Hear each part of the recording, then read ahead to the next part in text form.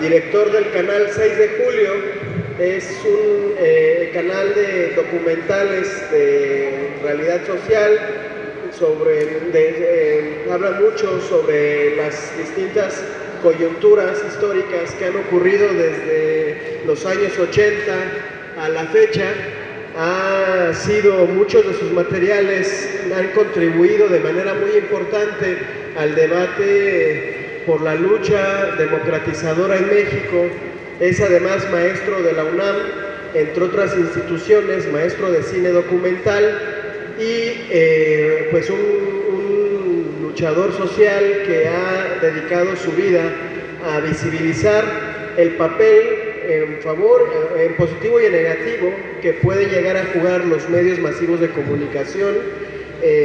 También ha sido muy importante el trabajo que como documentalista ha generado él, porque ha podido retratar realidades como las del STLN, las del EPR, o la del movimiento democratizador encabezado por nuestro compañero Andrés Manuel López Obrador desde aquellos años del intento de desafuero. Entonces, pues es una voz calificada para hablarnos de esta intención de hacer un golpe blando en México por parte de la oligarquía. Una de las cosas que debemos tener muy claras quienes simpatizamos con la Cuarta Transformación Nacional es que la derecha jamás se rinde. No importa que se les haya ganado de manera tan contundente este 1 de julio, ellos no se van a dar por vencidos y no van a aceptar su derrota democrática, porque si algo tienen no es ser demócratas. Entonces es muy importante Carlos, que se ha documentado y que tiene muchos elementos para pensar que se está generando este intento de fraude, pues que nos pueda platicar un poco cómo puede operar y nosotros podamos ir identificando cómo poder evitar que un golpe de Estado blando opere en México. Entonces, en eso radica el poder escuchar con mucha atención las aportaciones de Carlos, y sin más preámbulo, los dejo con su ponencia. Muchas gracias.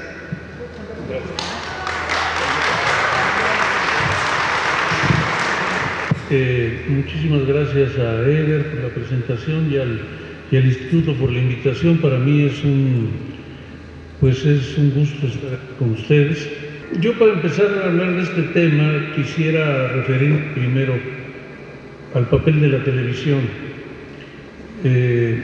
Todas estas nuevas modalidades, ya no tan nuevas modalidades de desestabilización, de golpe suave, de golpe blando, como le dicen algunos, tienen como un eje fundamental a los medios de comunicación. No es el único eje, pero es un eje imprescindible. Y esto nos lleva a hablar de la televisión en general. La televisión, pues desde su invención, desde que se crea como entretenimiento, como medio de entretenimiento, como medio de información, como medio de comunicación en términos generales, ha tenido siempre una función política. Los que son más o menos de mi edad, casi no hay muy poquitos de aquí. Recordarán que la primera televisión mexicana, su politización consistía en ser absolutamente oficialista. El presidente de la República era intocable, el PRI era intocable, el gobierno era intocable, y prácticamente no se hablaba de oposición, porque la oposición que había era muy minoritaria y porque estaba prácticamente borrada del mapa. De ahí viene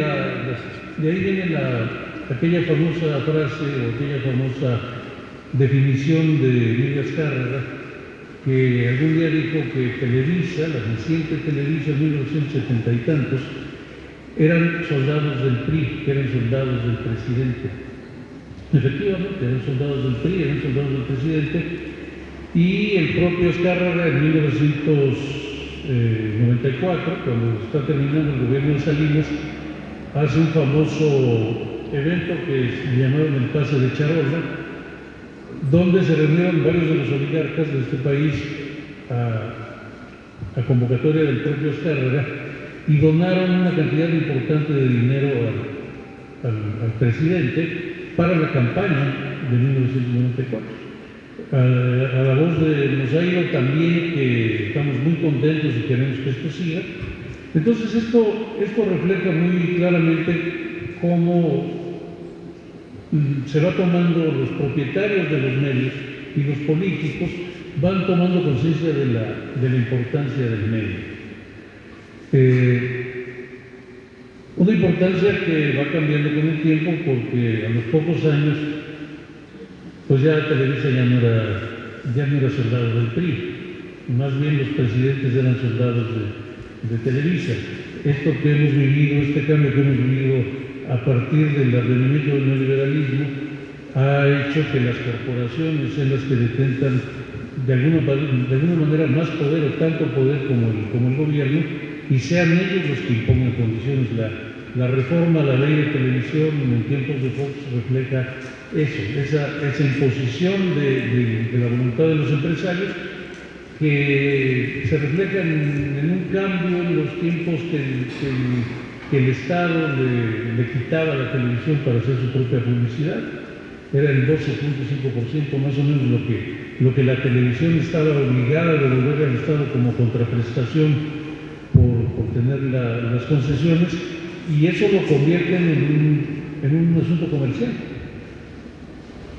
que hasta la fecha existe. Ahora el gobierno de Andrés Manuel lo ha reducido, pero de todas formas el gobierno le paga a las televisoras una cantidad muy importante para difundir sus mensajes, y hace que sean un negocio, o que fueran un negocio muy rentable. Ahora que empieza esta aventura de las redes y del internet, está debilitando un poco a la televisión, pero no al grado de que tienen problemas algunas de ellas. Televisa ya tiene bastantes problemas, pero siguen teniendo mucha fuerza, siguen siendo negocios multimillonarios. Bueno, en la medida que va evolucionando la vida política del país, sobre todo en la medida que se va cuestionando al partido único, que prácticamente así lo fue durante muchos años el PRI, el manejo de la televisión empieza a ser más complejo, mucho más complejo. Y entonces empezamos a ver ya no este manejo a favor del gobierno prácticamente monolítico, sino que empiezan a verse en la necesidad de inventar montajes para desacreditar a la oposición, para desprestigiar a algún político en especial. De esto no sé si algunos tengan el recuerdo de que en 1988, cuando la candidatura del ingeniero Cárdenas estaba arrasando en términos de popularidad, Jacobo Zabludovsky o alguien en Televisa presenta a dos medios hermanos de Cuauhtémoc Cárdenas, a dos hijos del general Cárdenas, que no dentro de la familia, no dentro del matrimonio oficial que tiene el general, y son dos personas que se dedican a hablar mal de Cárdenas, a denostarlo, a desprestigiarlo, y de ahí en adelante empiezan una serie de eventos que ya usan la televisión de una manera mucho más tramposa, mucho más elaborada, mucho más dirigida a fines muy determinados. El material que espero que veamos, pero si no lo vemos se los voy contando, corresponde al día del asesinato del cómico Francisco Stanley. Esto sucedió si no me equivoco, el 8 de junio de 1999, en la mañana. Había, como parte del servicio de un noticiero de Televisa, un helicóptero todo el tiempo sobrevolando la ciudad, y Eduardo Salazar, el reportero que iba informando desde ese helicóptero, dice que ha pasado algo muy grave, que parece que han herido a una persona famosa. A los pocos minutos dice que sí, que es Paco Stanley, que lo mataron. Y en ese momento se instala, empieza a los pocos minutos empieza una transmisión permanente en Televisa y en TV Azteca. Paco Stanley en ese momento trabajaba para TV Azteca, pero había sido estrella, por así decirlo, de Televisa durante muchos años. Entonces, pues llegan las cámaras, hay una situación de mucho desconcierto en el lugar, y lo que empiezan a informar es que al señor le habían dado 25 balazos. Y naturalmente los comentaristas empiezan a decir pues que eso indicaba que había sido un crimen totalmente dirigido, que a nadie lo mataban ni en la Ciudad de México ni en ninguna parte de 25 tiros nada más porque sí.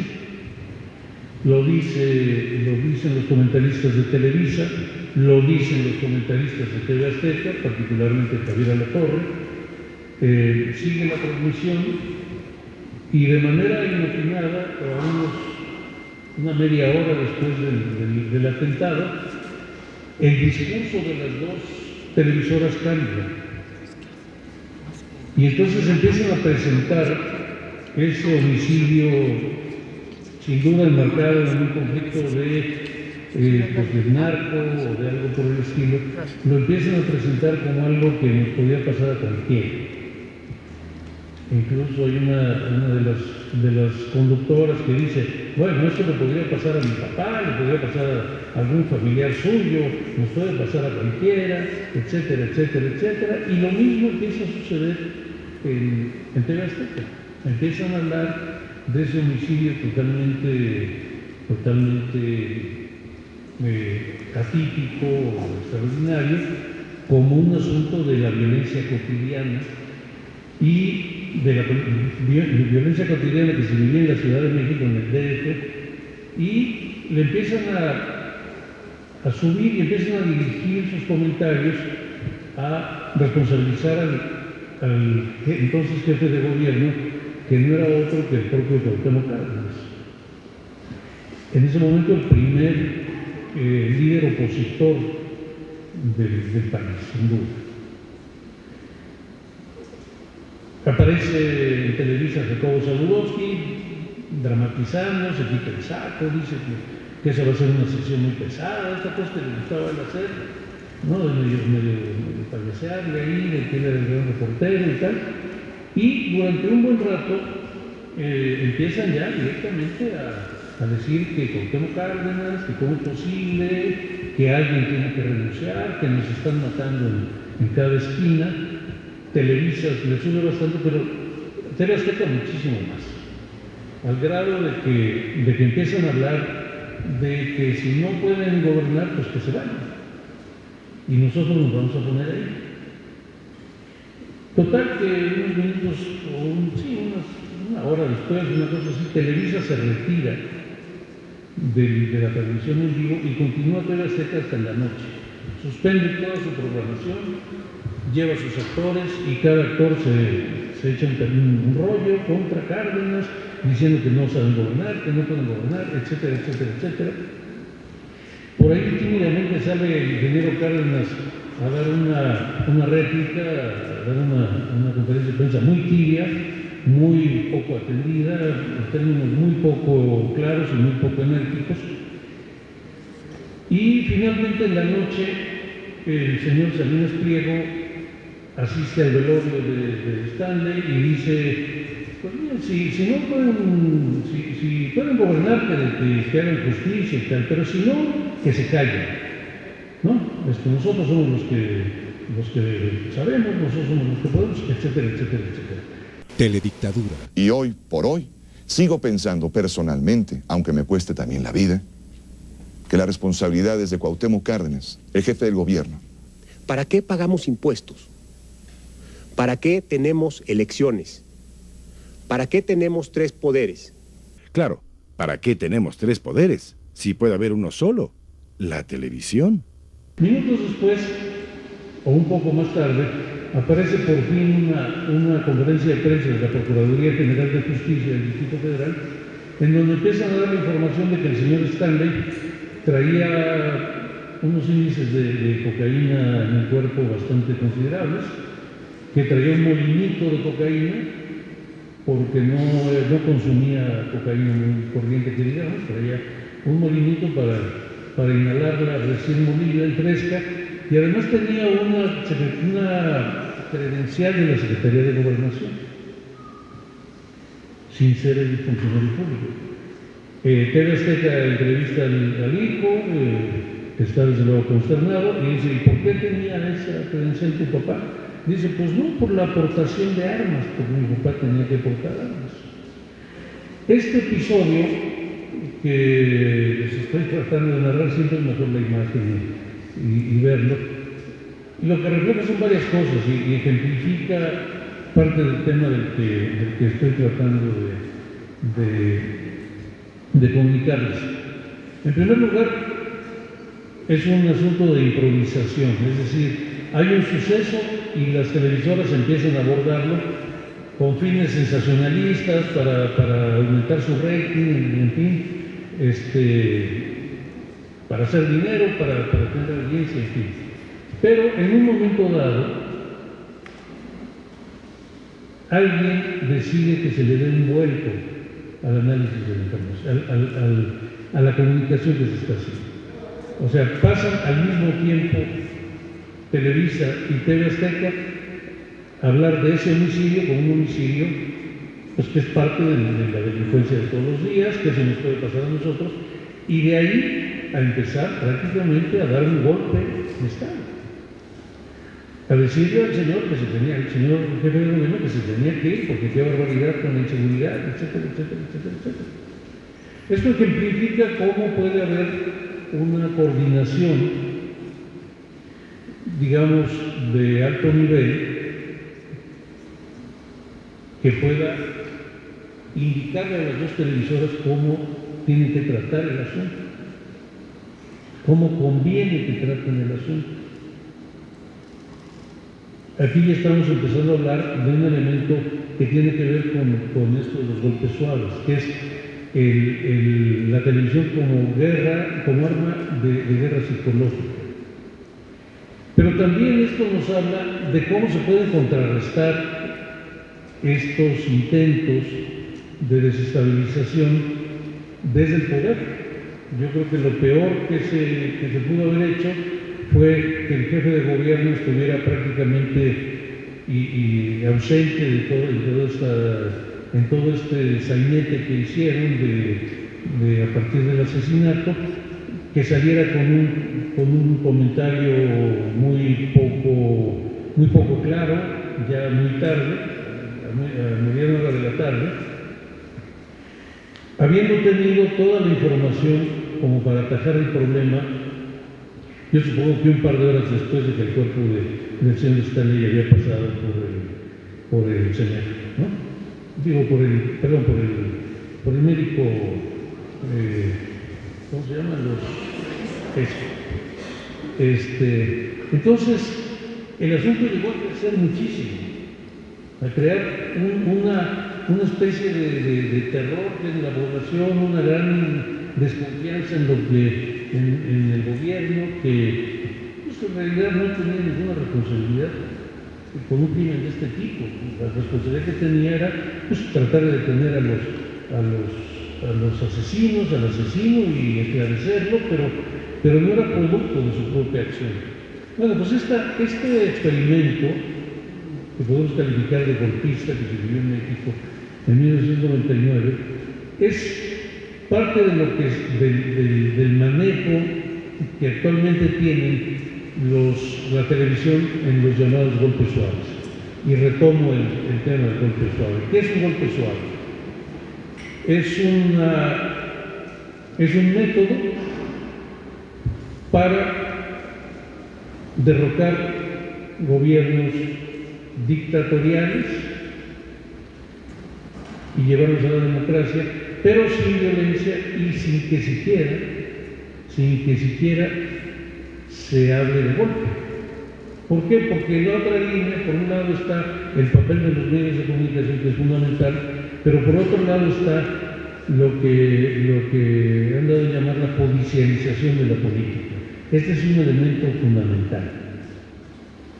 ¿Qué es la judicialización de la política? Es empezar a crear un ambiente desfavorable para la presidenta Dilma Rousseff en Brasil y decir que un detalle de una ley de impuestos que ella al parecer no observó es un asunto muy grave, esto cae en manos de ciertos jueces, de ciertos tribunales, la oposición se forma alrededor de eso, hacen crecer de una manera desproporcionada un conflicto, una cuestión jurídica de bajo perfil que no tenía gran problema, pero la van haciendo crecer.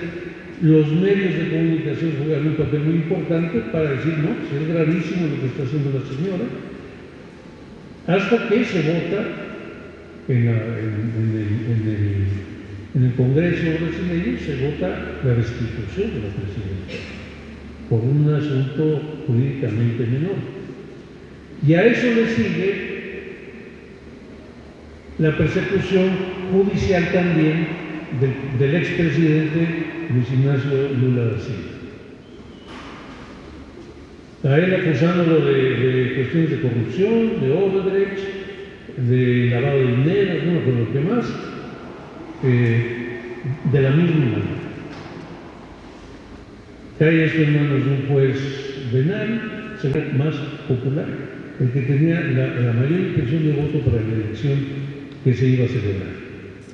Hay un antecedente por ahí que es que 108 juristas de todo el mundo, juristas muy prestigiados, firman todos una carta, que desde luego llega así, diciendo que a Lula se le estaba acusando sin pruebas, que todo era una construcción jurídica bastante retorcida y bastante perversa.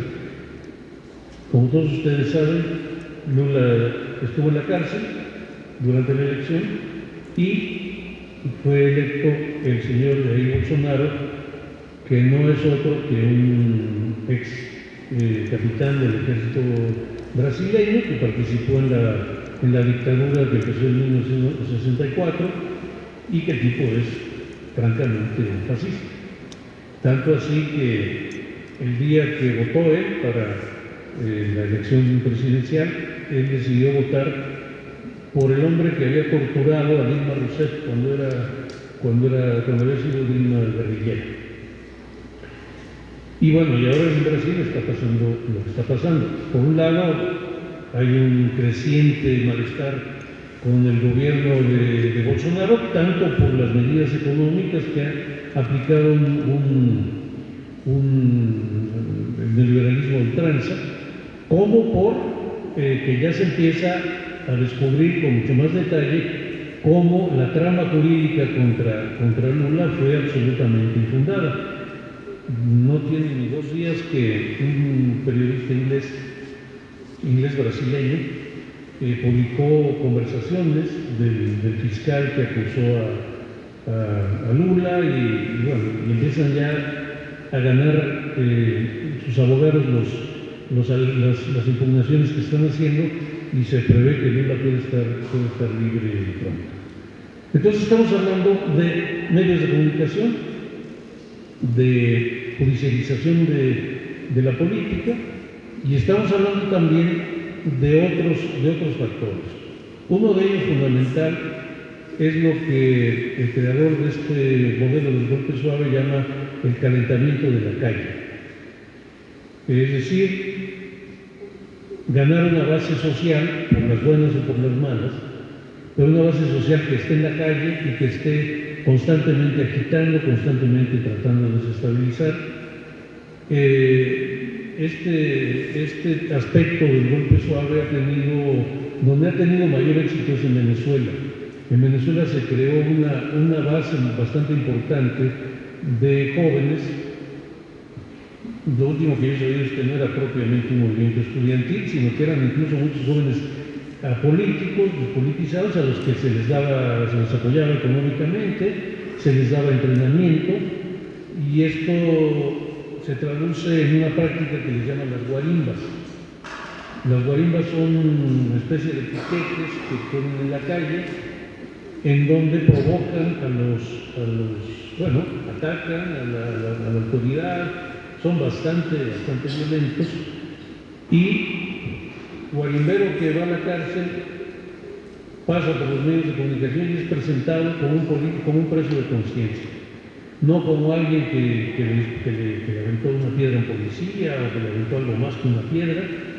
Estos guarimberos han quemado vivos a no menos de 10 simpatizantes del gobierno bolivariano. Los han llegado a quemar vivos. Ponen cables de acero en las calles, de un extremo a otro, y gente que tiene que pasar por ahí en motocicleta se han llegado a degollar. Es una acción bastante violenta que se combina con otros elementos de guerra psicológica, es decir, participan expertos en redes sociales, en internet, participan expertos en mercadotecnia, participan expertos por supuesto en política, y estos elementos, que pueden tener algunas otras variantes, se combinan y se van alternando de acuerdo a las condiciones que haya en cada sociedad. Uno de los temas más complicados del golpe suave, digamos, parte de la genialidad de este modelo, es que todo lo que tiene que ver con el golpe suave discurre a la par de la legalidad. Prácticamente no hay cuestiones ilegales. Bueno, se usa el derecho de manifestación, si hay exceso, se lleva a un funcionario, de preferencia un alto funcionario, de preferencia al presidente de la República, se le lleva a un juicio inventándole o forzando mucho una situación más o menos conflictiva, y desde luego los medios de comunicación trabajando no solo en el nivel local, que esto es muy importante decirlo, sino en el nivel internacional. Yo creo que todos aquí, a lo mejor hasta hay alguien que no sepa exactamente qué está pasando en Venezuela, pero la narrativa relacionada con lo que pasa en Venezuela ha logrado, desde la Patagonia hasta Europa, que todo el mundo esté convencido de que Maduro es un dictador, de que Maduro está solo contra el pueblo venezolano porque no lo apoya nadie, que viola los derechos humanos un día sí y otro también, que solo está rodeado de militares, y etcétera, etcétera, etcétera. Y resulta que todo esto es bastante dudoso, más bien bastante poco cierto.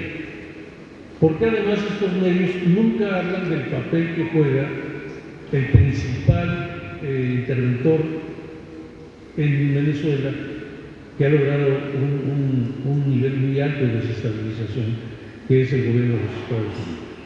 De hecho, esto que presentan como un error de que no saben manejar la economía y tienen una inflación del 20.000% y tal, es producto de las propias trampas económicas, de la guerra económica que los Estados Unidos han impuesto a Venezuela.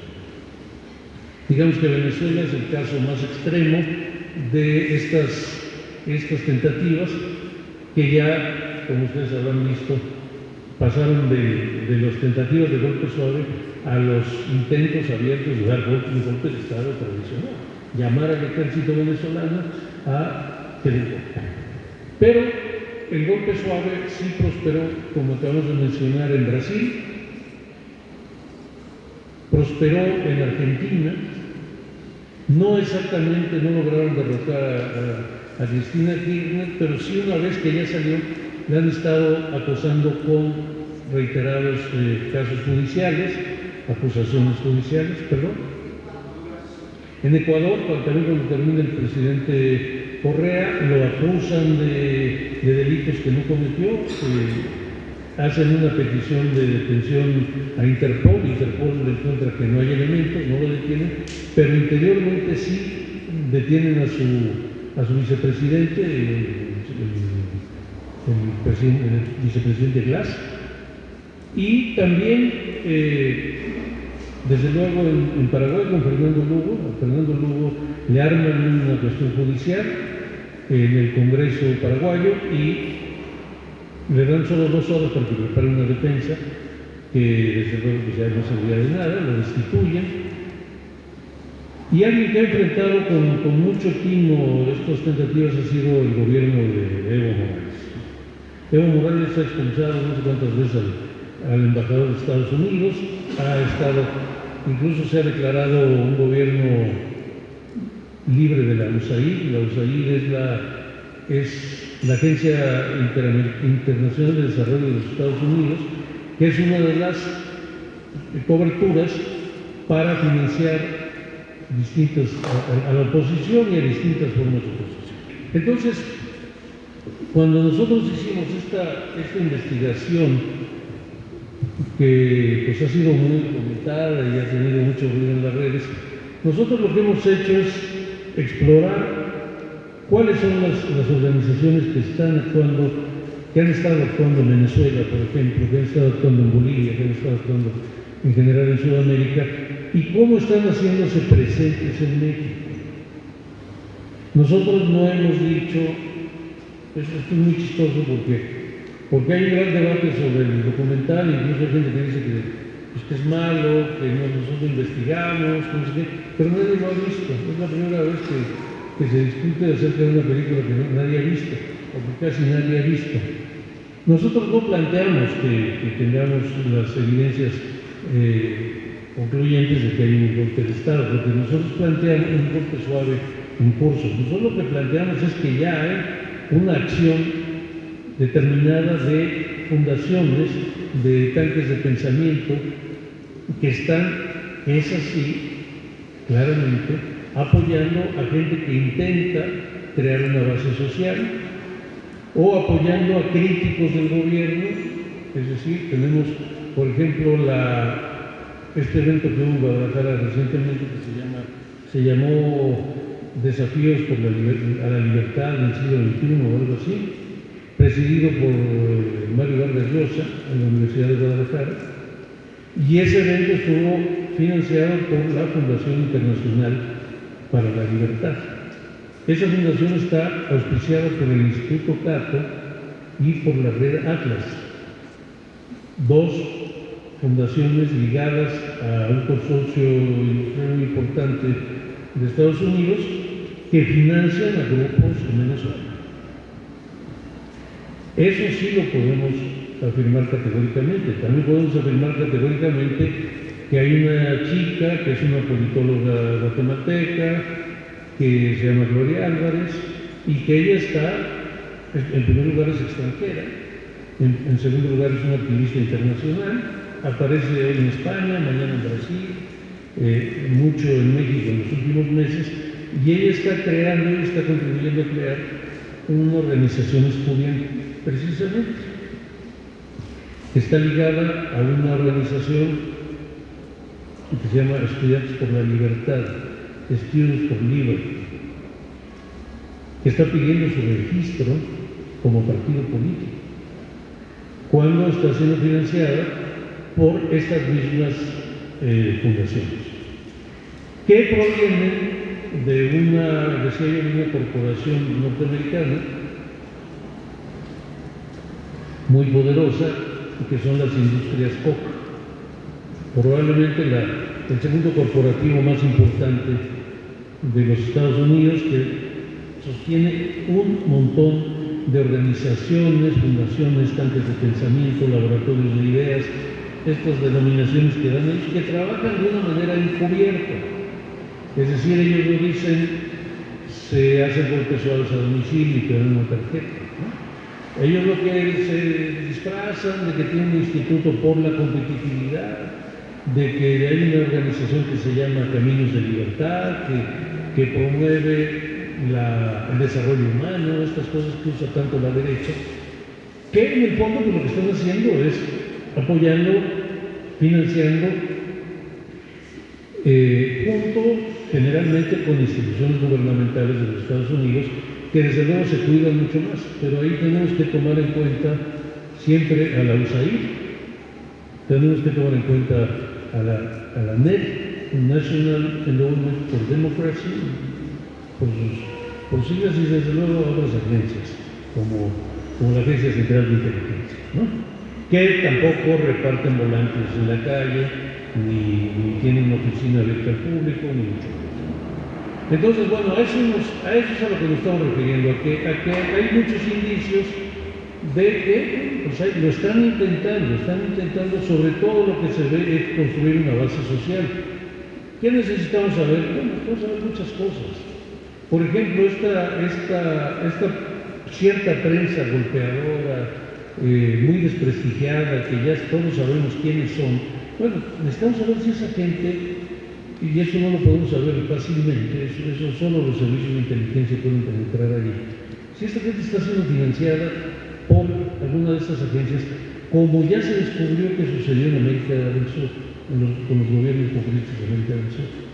Entonces, sí, nosotros, desde luego que creemos que está en curso un operativo de este tipo.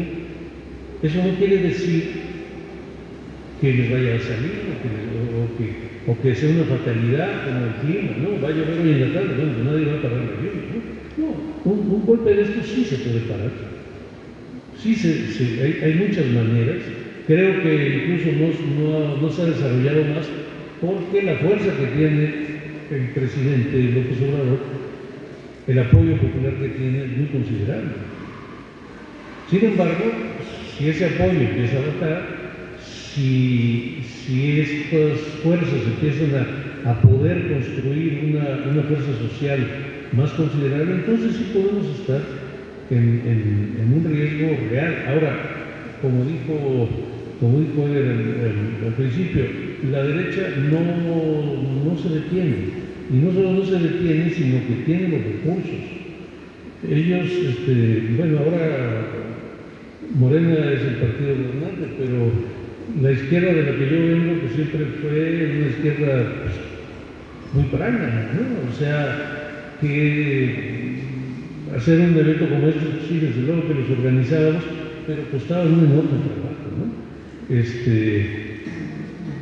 Recursos para una propaganda más o menos de calidad, etcétera, etcétera, etcétera.